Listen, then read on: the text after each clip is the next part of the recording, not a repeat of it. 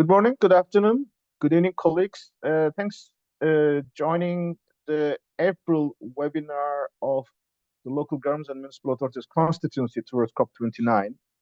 My name is Yunus Erkan. I'm the Director of Global Advocacy, and I am delivering this session in my capacity as the focal point of the LGMA constituency.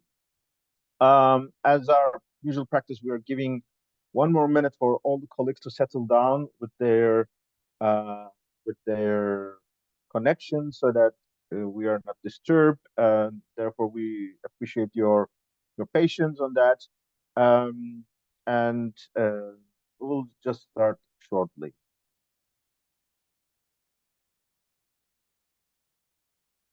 Yeah, I see most of our colleagues have arrived, so we can go ahead.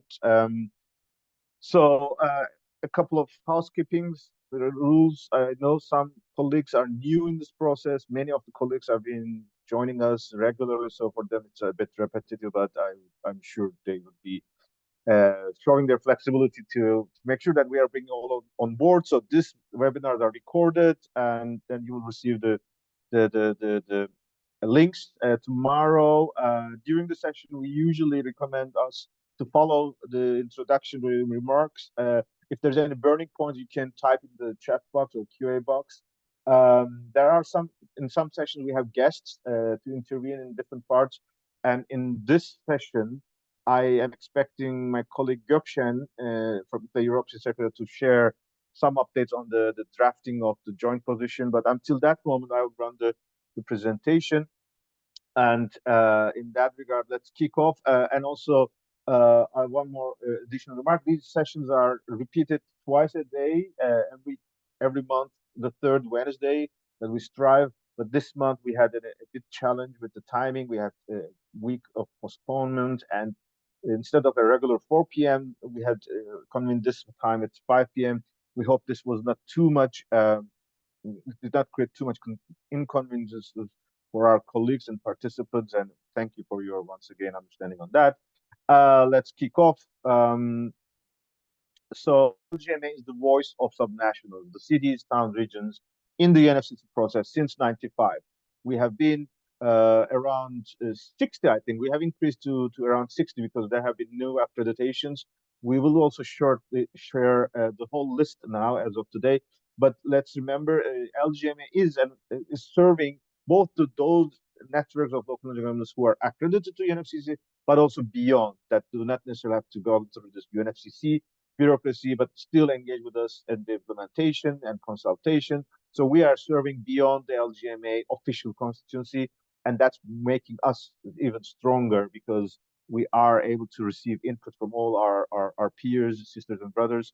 So we influence the negotiations, we provide inputs, we contributed the action agenda, which is a new phase since Paris Agreement with the high-level champions.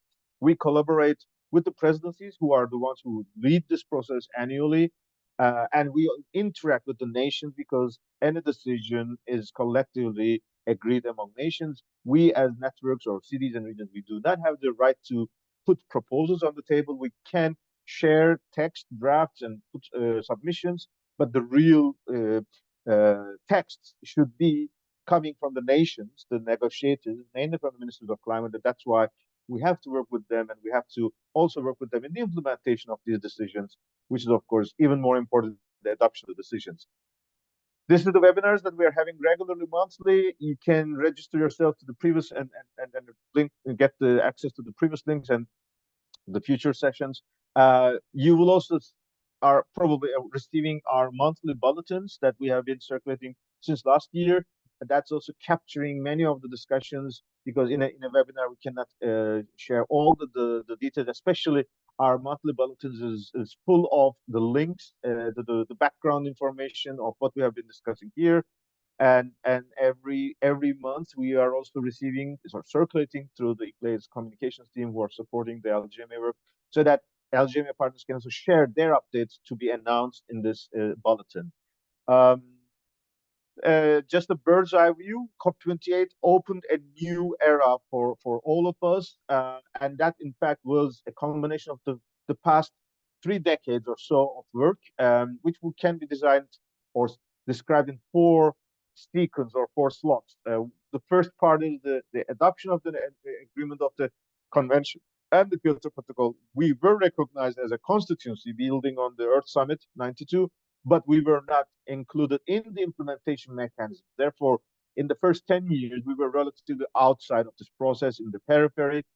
As soon as the nations decided to write a new regime to be concluded in Copenhagen in 2009, we stepped up our more aggressive advocacy campaign, local government climate roadmap. Until that moment, we had new networks joining this process, and we had several initiatives being designed, but it was relatively our own processes where we were relatively alone on ourselves, except some exceptional initiatives like in the European Union Common of Mayors. But there are cases like in the US and Australia, we really made the ball rolling out in addition to spreading this experience on implementation of local action. So Copenhagen was a remarkable turning moment, but we as LGMA did not give up. We said that in multilateralism is the key for global sustainability and urban sustainability. So between Copenhagen and Paris Agreement, we even accelerated our work. We had engaged in the negotiations. There were some COP decisions that recognized us, and we had also created our own MRV systems like registries. So we reached the Paris Agreement. This was a result of all these efforts. That with first time we have a recognition of all levels of governments, and immediately this was adopted. We rapidly spread the word. That's the beauty of in the advocacy. The moment we make a space for ourselves in the agreements, we immediately roll out the implementation. That's why in this period between 2016 and 2023, you see so many of our initiatives. Compact of Mayors evolving to GCOM, Cities IPCC, Talanoa dialogues, pavilions, and all these bear its fruits.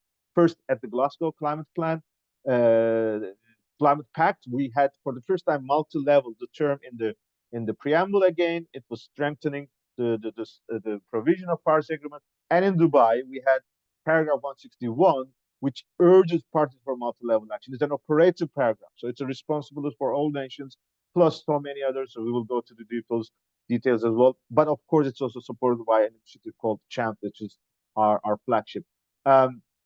We have several decisions in COP29, which is a reference to us. We have an initiative CHAMP, and we have a Troika who would be working to take care of this implementation. These are the things that was not possible in the previous COPs. So that's why it's making us very, very excited. In a nutshell, we are considering Dubai as the one that is the most ambitious, most inclusive, and most rich in terms of multi-level experiences. And in that sense, we have new languages, commitments on transformative commitments, fossil fuel transitioning, and others. We have topics like nature, food coming into game. We have ministerial summit. We have local action summit, and we have the LGMA that is acting as the bridge that connects all these processes, and especially as we are practiced through the pavilion we had convened, we are connecting to the negotiations so that what is being achieved from these ministerials or initiatives, we can work with the delegations that we achieve results into the outcome document. That's the power of LGMA. And we have specific paragraphs that we will be following up, and that's the whole spirit of why we have to make continued efforts to draft our submissions and continue to engage in the workshops of the UNFCCC throughout the year, in addition to our end of the year process. This chart is being updated. It's actually as of April, because here you would probably notice that finally COP29 has its new logo, new brand. They have been one of the pioneers who have kicked off the process as early as possible, and their logo is also available. I think they will release their website soon. As of today, the previous host, the Azerbaijan government, or sorry, the Emirates government, will continue to be the shepherding the implementation. But starting from June onwards, when we have the UN Bonn conference, they will gradually start to be in a lower, let's say, mode, and this will be the moment where Azerbaijan, the next incoming presidents, will take up.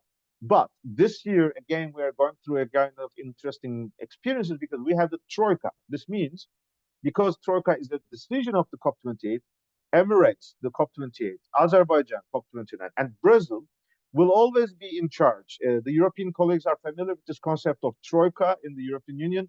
So the Troika spirit is now in the climate negotiations. That's a great opportunity because Emirates have invested so much capacity, of course, resources, institutions, so that having a Troika process is giving them the chance and responsibility and the legitimacy to still be involved in the process because in the previous years, the COP presidents were immediately pulling out themselves. And it was, of course, difficult because then follow-up was difficult.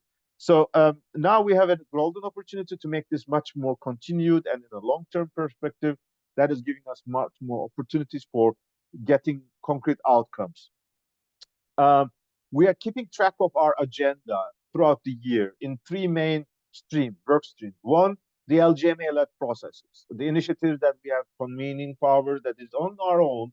We decide on the agenda, we decide on its participants, and this is our mainly the process where we announce our outcomes, such as the Mayor Summit of G7, G20, or Urban 7, Urban 20, or strategic meetings or daring cities, or as with the climate weeks, we have seen London, New York, and now very recently Belém. Um, then there's the blue area, which is the UNFCCC or UN, be it the three conference of parties of the Rio Conventions, UN Environment Assembly, UN Summit of the Future, or World Urban Forum. These are the opportunities where we can work with the national governments, especially under the UN procedures, UN settings, which has its own advantages and disadvantages that we have to respect. And then the third layer is the outside periphery initiatives that have their own rules and their mechanisms that do not necessarily have to follow the UN procedures. Again, there are pros and cons. Sometimes having no UN rule is an opportunity, but also a risk that you may even be sidelined immediately. These are mainly the G7, G20 processes or latest versions that we have seen, the Global Forum on Building and Climate. So that we are trying to make sure that outcome of all these processes feed into our ultimate advocacy goals. Um, we have mapped what there was an immediate question from Andrew from Climate Heritage Network about the venue of the pre-COP. We don't know yet, Andrew. I think it's too early. Let's see the Azerbaijan presidency how they will roll this out. Probably in midsummer we can learn about it. So let's give some time for them. This slide is a summary of what has been since the last 3 or 4 weeks since our March webinar and what to expect in the next 3 or 4 weeks ahead of our next agenda. And some of those are supported by some slides in the next, but I wanted to give this a bird's eye view here.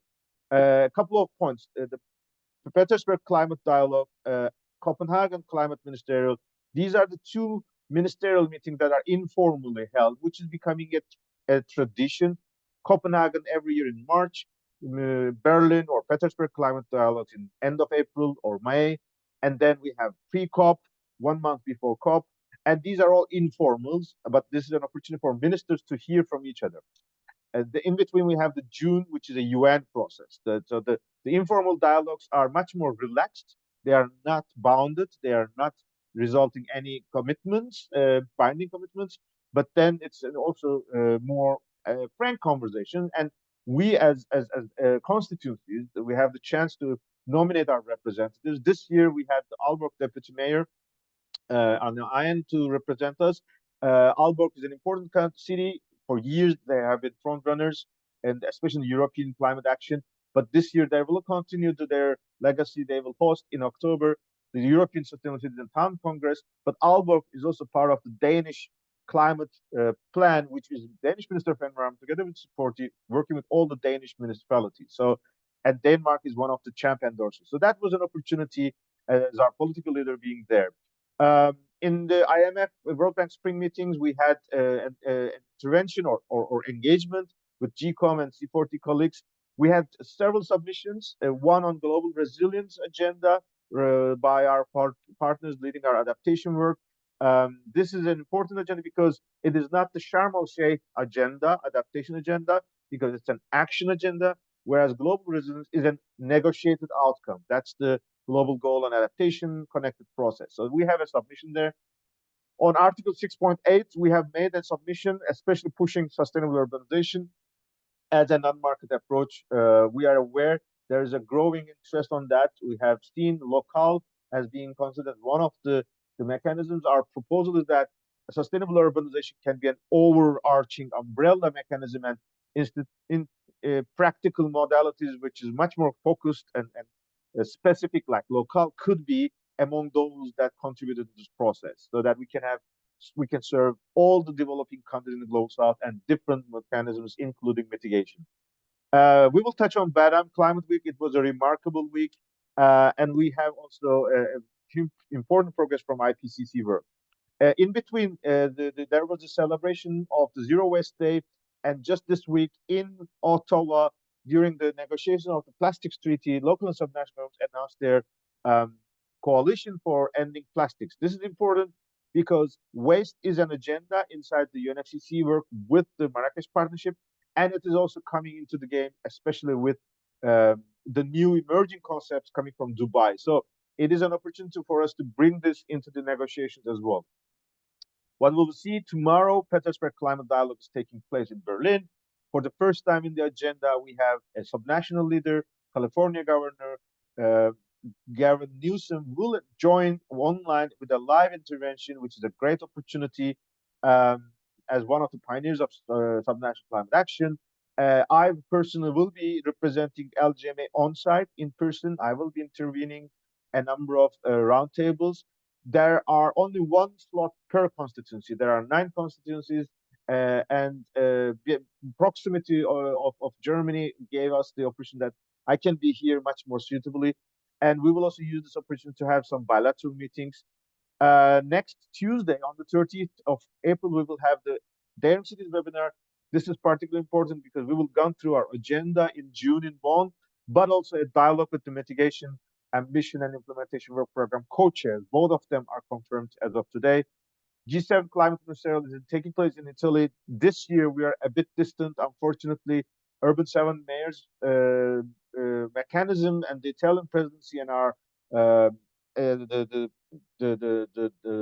the presidency counterpart, which is the Italian Association of Mayors, ANSI, there are still dialogues going on. So we are assuming that our engagement will be relatively low profile at the climate ministerial, but we are much more positive because urbanization ministerial is promising. So the continuity of the experience from Japan and Germany could maybe feed towards the end of October or early November. We have a special agenda of UN Habitat Executive Board with a focus on search. I will mention this in the next slide there.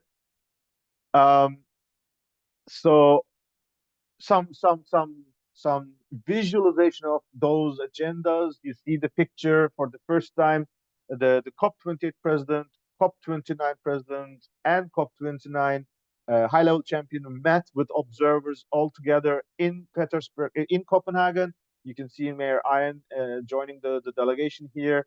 That was a really nice opportunity because it then helped us to advance our dialogues. For example, the second picture you see here is the family photo from the GCOM and C40-led event on the improvement of the multilateral development banks and the global finance system that will serve to the needs of the urban communities. And that is, of course, a work in progress. We have been pushing this for years and years, but we all know that everything has its time. With the outcomes of COP28, with such an important commitment and IPCC work, there are much opportunities that we may really see some things changing in the coming days, weeks, and months. And therefore, that's also the advocacy, the challenge of the advocacy, that it has to be a long-term process. That I am sharing with you some slides, some photos from Belém. Belém is the host of the COP30 in 2025. Last week, Belém was host of a series of meetings, at least 6 meetings. There were moments that these meetings, the participants of these meetings were converging in jointly, like the reception or high-level opening plenaries. but they were having their own meetings. It was a meeting of the ministers of urbanization in the Latin American region, hosted by Minister of Cities of Brazil. We had Urban Shift Latin America Forum, which is part of the Jeff 7 process. We had the third ICLE's Brazil national meeting. We had the working meet of Forum of Amazonas cities. We had the meeting of the environment secretaries of the capital cities of Brazil, and we have a gap fund training project. So imagining that this diversity of, we are talking about around 400 or so, I think, participants were engaged in these couple of days in Belém. But more importantly, the diversity and the strength. So the first picture you see is the Minister of Cities, Jader Filho, uh, Minister of Environment, National Secretary of Urban Environment, Adalberto Maluf, and Ministry of Science and Technology on the same stage with Deputy Mayor of Belém and WRI Director. That was an excellent, throughout the week, we have seen how these three ministries are working to work on, are collaborating to both support the local and national, subnational climate action, but also making sure that they are connected to the national policies and national process. This was, in that sense, a remarkable good practice from Brazil. The second picture, in fact, is another continuity of this logic, because in this picture, you see, in addition to those traditional partners, and of course, ICLE's regional director, Rodrigo Perpetio, and myself as LGMA and ICLE, but we also have the European Union representative, as well as the Forum of Amazonas Secretary General, and UN Habitat also in this picture, so that it is further expanding. It's not just national, but also expanding to the regional level and global level. So that was remarkable. And the first slide or the first visual you see here is, in fact, the outdoor advertisements that you see almost everywhere at the airport of Belém, on the streets of Belém. It was remarkable. I have been following the climate negotiations since 2003. It is the first time I see a nation, a city, and its stakeholders have been ready to host a COP 2 years ahead. I know, for example, France was preparing COP in Paris 2 years ahead, but it was mainly their diplomatic corps. Or Emirates, again, they had their own subnational engagement teams, but none of them were so much diffused into the city itself or their local and subnational partners. And I think that was a clear demonstration that we should make sure to help Belém and Brazilian government to host the COP in Belém. There are rumors because of the capacity. I know it's the smallest airport I have ever seen for a COP host city, but we have to also adjust our homework, and we have to support the Belém stakeholders, so that maybe we discuss that the success of Belém is not the numbers of participants, but rather the outcomes. And I personally believe, after seeing the the the the atmosphere of the Amazonas reaching to Atlantic Ocean, the notion of how the people of Belém are integrated to the Amazonas, the forest, and the indigenous people. I am committed that every climate activist, every sustainability expert should once in a lifetime visit Amazons to make sure that we know what we are fighting for, what are the things that we are about to lose, so that our decisions are much more realistic and much more ambitious. Therefore, it is still a long way to go, but I think we as constituencies, UNF Secretariat, should do our best to make sure Belém is the host of COP in the best appropriate way. This is a photo from IPCC in Riga, the scoping meeting. We have been delighted that the journey that we started in 2016 is now reaching to its a very important milestone. The decision for a spatial report on cities was adopted 7 years ago, 8 years ago. That's again another example how advocacy is a long-term journey. This meeting is gathered scientists, government representatives, but also urban practitioners, ICLE, C40, and UN Habitat. We had around 10 plus experts, but also around 10 or plus urbanists who have been engaged with us in this journey with the scientists, but having very much connected to the urban networks as well. What we will be seeing now is that there is a skeleton being agreed by these experts. This will be adopted or negotiated. in the IPCC plenary in July in Sofia. Meanwhile, we will continue to raise our engagement. We will prepare for the lead author selection to make sure that those who are very aware of our realities are involved in this process. Of course, the final decision is IPCC Bureau. But we will make sure that we are ready with our cases, with our peer-reviewed documentation. So the June meetings in Bonn, Daring Cities in Bonn, the ICLEI World Congress in Sao Paulo, Innovate for Cities in Montreal, and WOOF in Cairo will all be our milestones so that we continue to follow this process, because it is, let's remember, the final result will be in 2027.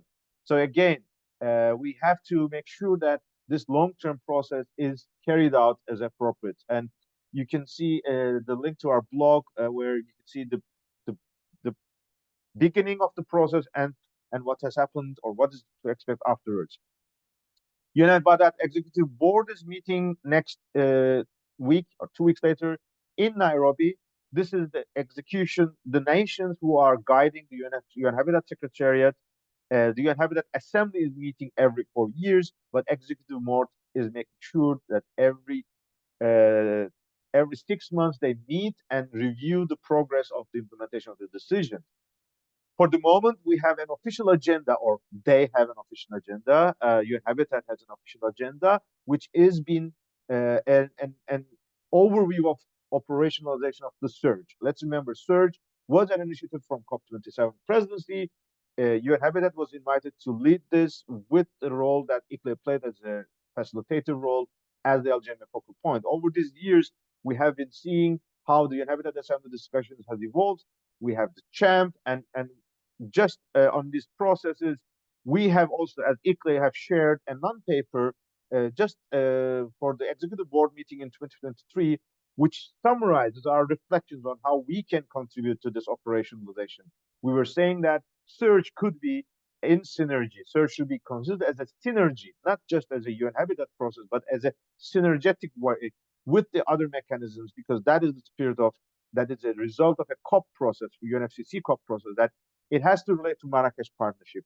It has to relate to the races, the Sharm el-Sheikh adaptation agendas, breakthroughs, and other processes. It has to relate to the NDC partnership, because that is a mechanism that is bringing non-climate ministerials, and it is an opportunity for urban ministerials to use the space. And it's a space where we should support now the champ. When the time we created Surge, nothing like champ was available there. There was no commitment from nations to make multi-level climate action. So Surge should be and could be an important tool to support this, provided that it is connected to the urban and climate ministerial, and that provided that it is fully receiving input and active engagement of the LGMA constituency. We will see these proposals on the table that the UN Habitat member states of the boards will discuss. We will refresh our proposals so that our ideas can be heard. Let's hope this will be taken up as appropriate. But at the end of the day, this is a decision by the UN Habitat Executive Board. It's prepared by the UN Habitat teams in this process. So it is a work in progress, and we have to make sure that our contributions are reaching in the right manner. Daring Cities is coming forward. Our next webinar is next Tuesday. We are focusing the first 3 days of the UN climate talks in Bonn. On the 4th of June, we will be at the GIZ auditorium. This will be the opportunity for the first time ever. We will have the Champ Endorsers Roundtable. The nations, the 70 plus nations who have endorsed Champ, they will be invited to get together. Maybe they will see for the first time, they will sit next to each other, because during the crazy days of COP28 in Dubai, maybe they endorsed, they communicated by email, but they didn't know who was the other country who was endorsing. So we are hoping that this will be enabling the endorsers countries to feel that they are a family, they're a community. Obviously, LGMA, the partners with Bloomberg Philanthropies, will be there to support them. But our hope is that they are convening together. On that day, this will be a closed meeting in the morning, but then throughout the day, we will have public events, and it will be open for participants who indicate their interest to join to the ICLEI. We will very excited to almost confirm that both Razan Mubarak and Nigar Arpadaray will be joining us in that open session. That's a great recognition of our work with them, and we are very, very grateful because each of them have really very inspirational ideas to share with us. Then we will go to the day after to the UNFCCC, and this will be the moment the UNFCCC Climate Secretariat, Global Climate Action Team with presidency will convene a dialogue on multi-level action. The important thing is that multi-level action is not limited to champ endorsers. There is already this paragraph 161, and every nation, be it an endorser of champ or not, they have their own styles of multi-level action.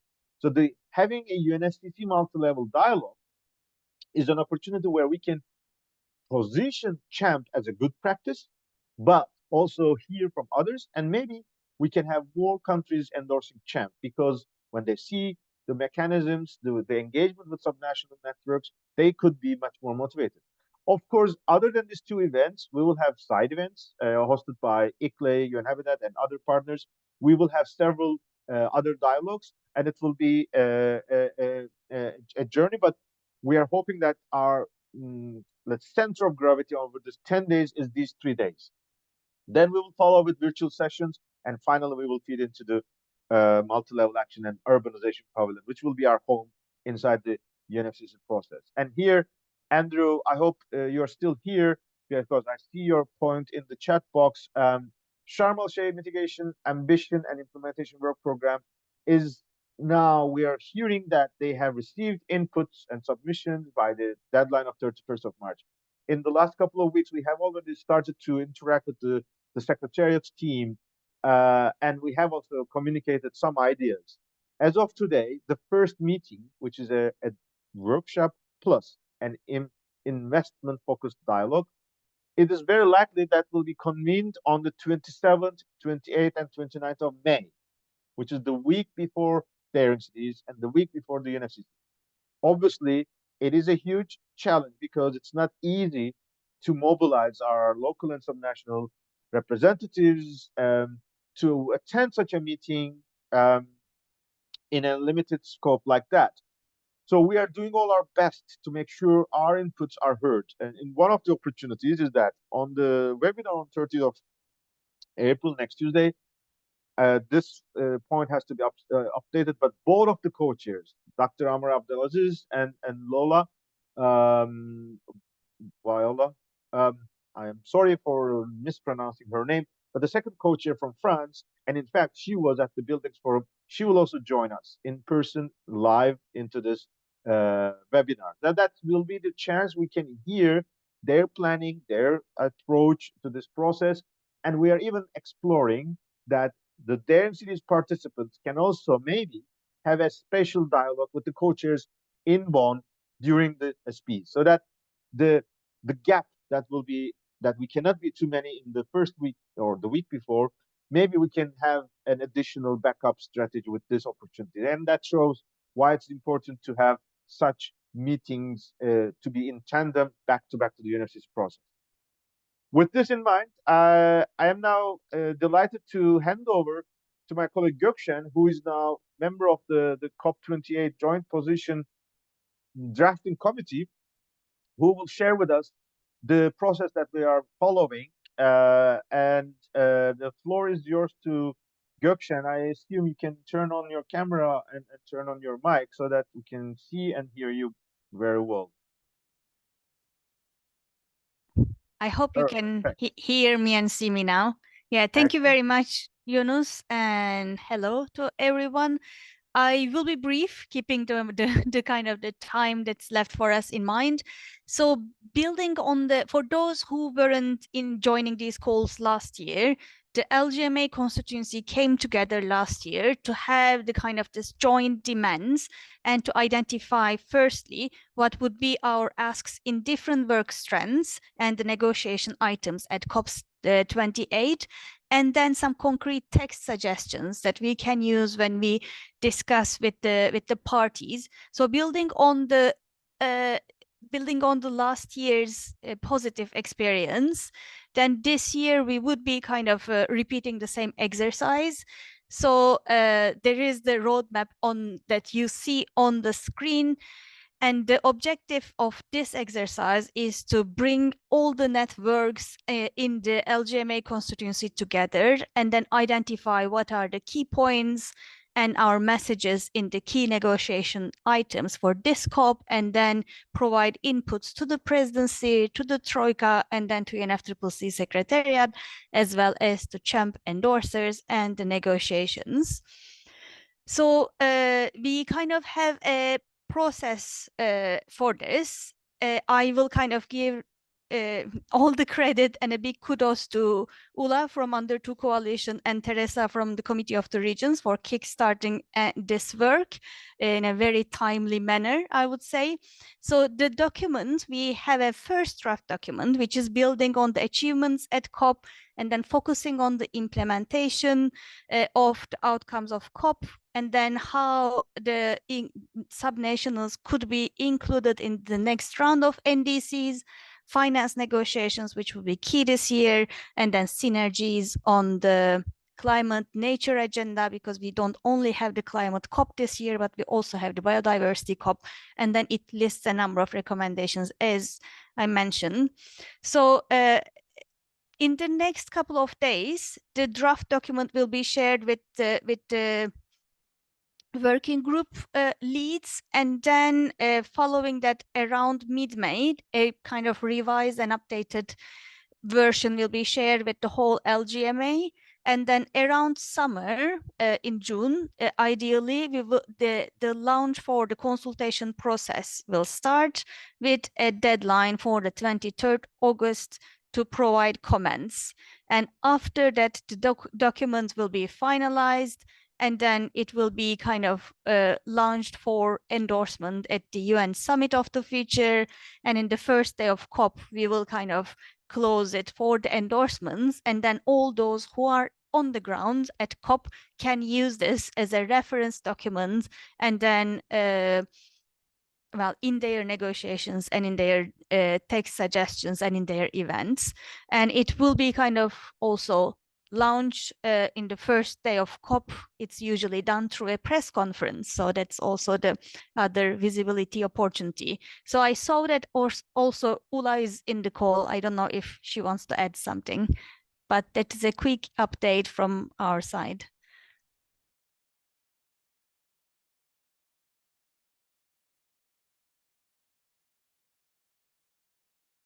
Thanks, Gökşen and Ula. I agree, Ula. If you have anything to add, feel free. But maybe I go back as well once again. You mentioned, of course, in your presentation, Gökşen, but the important thing is that this is the moment where the working group should now come on to game. What I have noticed that we have a joint LGMA COP29 tracking sheet, and I have updated all the nominations for these working groups as of today. As far as I know, there are some groups which doesn't have the names yet, and some groups have not been in full pace. They are not working as effective as others, and that's okay, because this is also a new culture that we are building, and we don't expect the same performance, because at the end of the day, this is a voluntary work. But it is a moment where we are expecting that you will start to receive input, so that the committee does not decide what should be the input from nature food, or what will be the input from just transition, but rather they share their ideas with you, so that it's really a collective effort. So I see, Lucy, you are asking this. The one point, these webinars today now is a registration that is spread on the social media and various points. Obviously, there may be some participants who may be eager to hear us, but they may not be necessarily members of LGMA. So this LGMA COP29 tracker sheet, we are not giving the link here, but in our mailing list that you have access to that, and you can find the delegations who are nominated from each partner. I will be sending this to you once again, so that there you can track who is involved, and I think we can also make another list that who is now involved in the slide maybe later on. And I see Ula here. There was one more point, but maybe after Ula I can come back again. Yeah, thanks very much for that introduction and for talking about the joint position. I think I don't have much to add except reinforcing the points that we made, that we really need your help. We are not experts on all of the topics, and you and your networks will probably have much more to say on specific items. So please, please, once those messages come to you, spend some time and add your expertise, particularly any perspectives from colleagues in Global South. I think we are really mindful that there needs to be a balance in those messages. So that's something we are really hoping to have reflected in the messages as they will be shared. But finance, for example, is the one area where we will really need your support, loss and damage.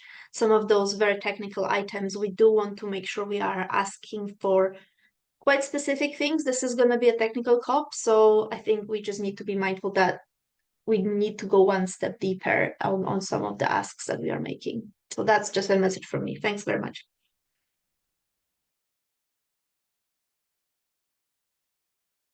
As I said, this is just a work in progress that is ongoing. One thing that we mentioned in the previous call, in the morning call, the daring cities and the NFCC meetings in Bonn is also an opportunity that we can get together and we can continue to build on these things. In between, in addition to virtual discussion, we can continue these discussions. We will have a special LGMA side event at the ICLE World Congress. In the same days, there will be events in Brussels, so that in parallel moments, we will try to make sure that this process is being concluded and announced by the latest on the 21st of June. But especially after this is announced, there will also be additional comments, and the finalization will be, as you have seen in the timeline, around September onwards. So we're at the beginning of this process. We particularly make sure that this will be concluded after the June, because then we will see where things are moving forward. And I think this will be really an exercise that we will enjoy, and we will also give good results to our communities and leaders and partners. I mean, in the presentations as of today finished, we usually have inputs from our biodiversity colleagues, but I think today they are not, because they are busy working on the Cali COP16 preparations, but there are not too many major updates. I see Ivana on the line, but I think there is no presentation. I would encourage, if there are any points that you would like to raise. For example, I see an input from Andrew in the chat box. Andrew, we can invite you to turn on your camera and the microphone so that you can also present you verbal, because it was something that I think would be better if we hear this from you directly rather than me reading it. If you're in a position to speak, Andrew, you're more than welcome to raise your hand. But other colleagues can also feel free to address any point if you wish. I see, for example, colleagues from Quebec, Michel. Maybe if you wish, you would like to share anything from the announcement on the plastics treaty, where Quebec government is in the leadership. I don't want to put you on fire, but anyone who'd like to contribute, feel free to come in. Kata, did you raise your hand? Yes, but that was an accident. Okay. Andrew, I don't see your hand. Maybe then I read your point in the chat box. Hey, Eunice, I'm here. If you good, perfect. Go ahead. Sorry, my camera doesn't work, but just a question. So some of you may have been in Paris last month for the Buildings and Climate Change Forum hosted by the French government in cooperation with UNEP. After that meeting, the Brazilian Minister of Cities made a statement, first essentially committing to having an urban ministerial at COP30, maybe not a huge surprise, but he also said he was recommending that a building decarbonization working group be set up in the framework of the G20, which is being hosted by Brazil. And so my question is, has anyone heard anything about the details of that building decarbonization working group in the framework of the 2024 G20? Thanks. Thanks, Andrew. I personally have not, but if there are anyone in this room now, the Zoom room, who are aware of it, feel free to contribute. We can check with our colleagues who are leading the Urban 20 process, whether they're aware of it. But I would like to share one more point in relevance to what you have pointed now, because I was planning to reach out to you and Christina because of your work in the Climate Heritage Network, where we have seen in the Buildings Forum the heritage, building heritage elements have not been fully addressed, and we are committed to raise this profile that historical buildings and traditional knowledge should come into the game. I can tell you, Belém is the best place to discuss this. I was positively shocked when I was in Belém. Every 100 meter or every kilometer, the more I get from the airport to the city center, I was impressed with the building stock of Belém. I was impressed with the original old city planning. I mentioned even in the plenary that every host city has something to give and something to get from a COP. I gave the example of city of Bonn having the first bike sharing example in the city at COP29. And it was only after this Bonn was able to have a permanent bike sharing system. So even in Bonn, there are a lot of things you can improve. And on the day when we were having the Belém meeting, Dubai was flooded with historic rains. I didn't have the exact figures, but I was saying that this city in Belém is receiving a similar amount of rain every day. And the city, especially the historic old city, was designed so well that there's no flood. Yes, outskirts, the favelas or slum areas, there are serious problems, but it is because they were not well planned.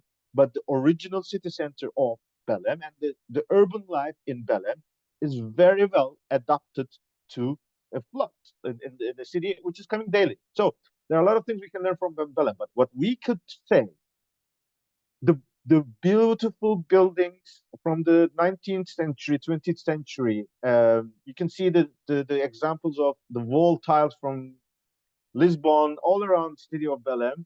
They're all left alone. They are all ruined. There are so many buildings that are derelict, and I think a building heritage community could be really put this as a priority, that when we are coming to Belém, we can make a commitment or we can make a campaign.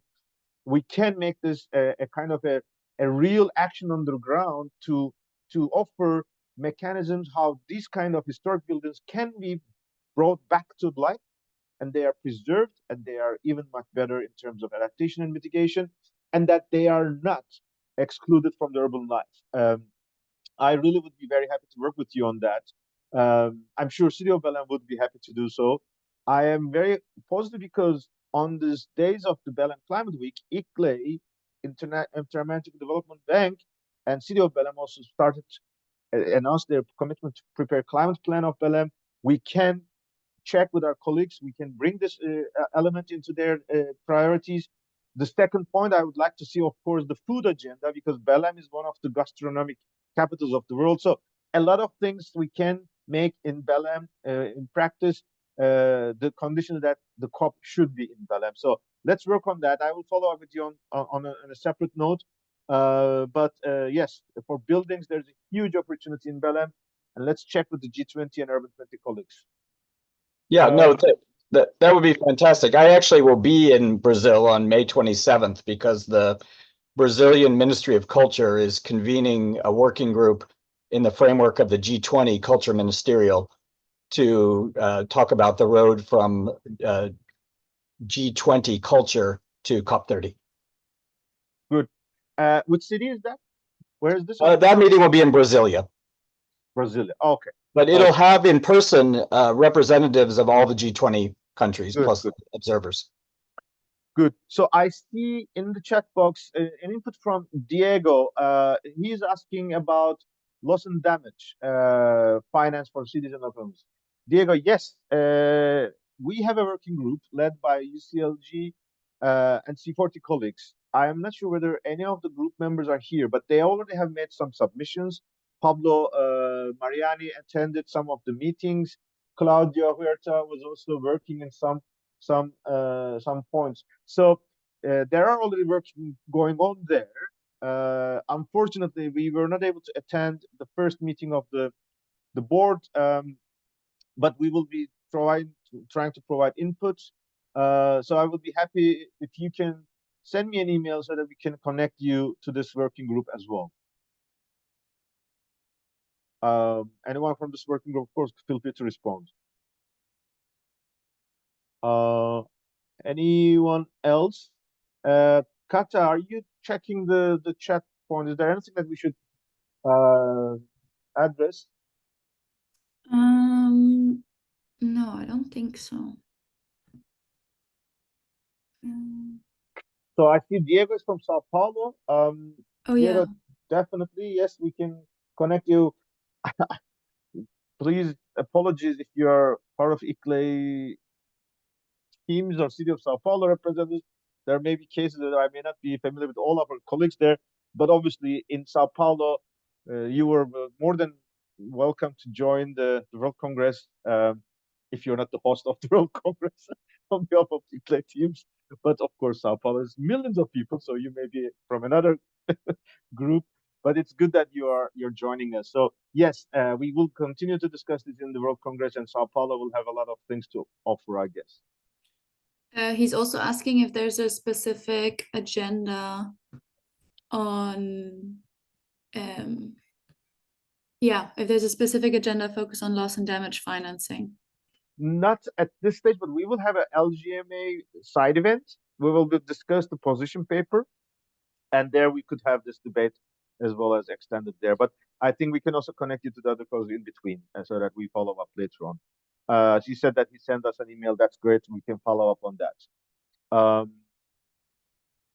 Good. Auction raised her hand. Gökşen, please go ahead. Yeah. Yeah, I have a kind of on a slightly different topic regarding the working groups. So Good. we are kind of, I mean, this year we are moving into another phase where we increase the number of working groups. So the transparency, monitoring, and reporting working group is a new one that we are establishing this year.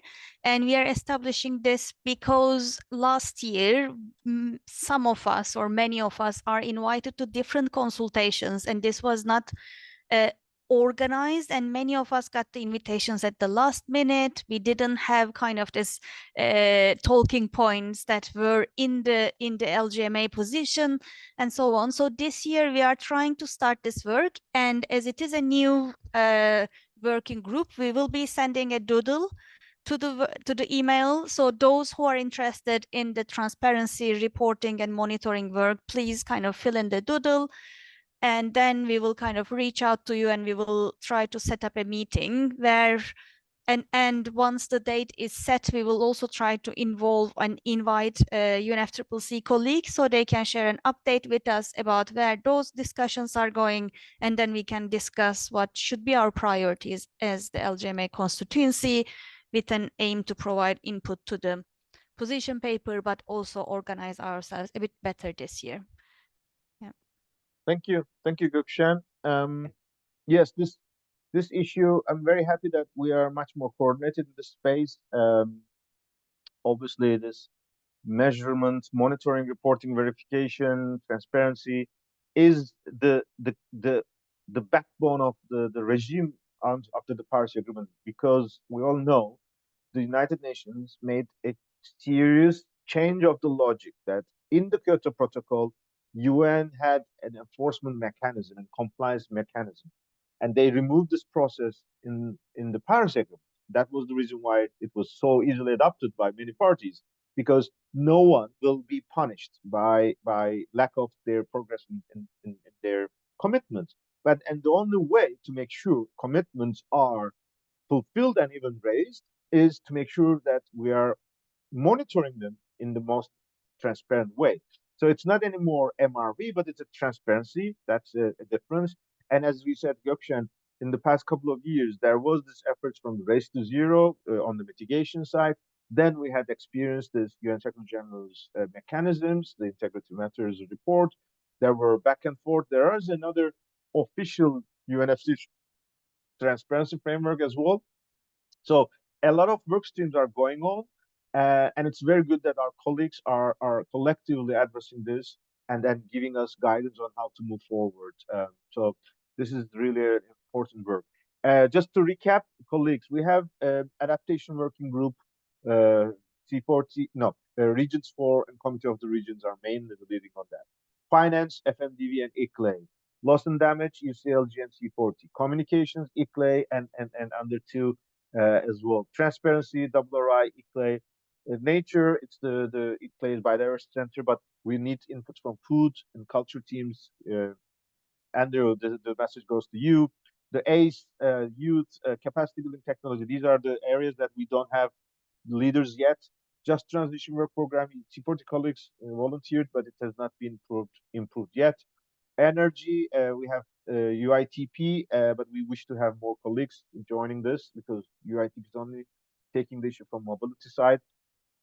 On the global action, we will now connect the buildings forum, but also with this waste and circularity discussions, there will be more opportunities. And we will make the global climate action also connected to SURGE and CHAMP, which is this cross-cutting areas. Multi-level action, yes, the CHAMP initiative is going on, but under the multi-level action, we also have to work with countries who do not have necessarily endorsed in CHAMP. That's why LGMA framework is important. Town hall COPs, we are making progress on that. ICLAI US will be taking this. COP29 coordination, mainly this drafting committee, but also our participation in this Petersburg dialogue, climate, Copenhagen, and pre-COP. And IPCC, as we have discussed, we have Puya from ICLAI, who is part of the scoping committee, and he will work with our colleagues from Habitat and GCOM, who are leading the work on the Innovate for Cities side. So it's a diversity of our networks and colleagues. There's room for everyone. There's a huge appetite that we need your expertise. No one can be expert in all these agendas on its own. That's why we're a big family. That's why we're so diverse. And that's why we have to bring them effectively into the process. Good, excellent, Andrew. Good to hear that you will be joining the other group on nature, food, and culture. I think with all these inputs, we are reached to our end of our time reserved for us today. I thank you all for your active participation, all the speakers, panelists. We'll keep you informed on the outcomes, the links, and especially I recommend you to join us on Tuesday next week, especially for the daring cities. This will be very exciting and interesting with the co-chairs of the mitigation program, updates from CHAMP, and mayors of Bonn and Niterói. So a lot of things moving forward, and stay tuned for the outcome from Petersburg tomorrow with California governor. I will not be on stage, of course, with that, not that high level, but I will be taking the flag of LGMA in the ministerial roundtables, which are not broadcasted. These are the places where we will have frank discussions, and the experience in climate we have seen that will be much more interactive and frank. Hopefully that there will be results in the official negotiations. Great. Thanks, Eva, for your support as well. All the colleagues in the call, and have a nice day and evening.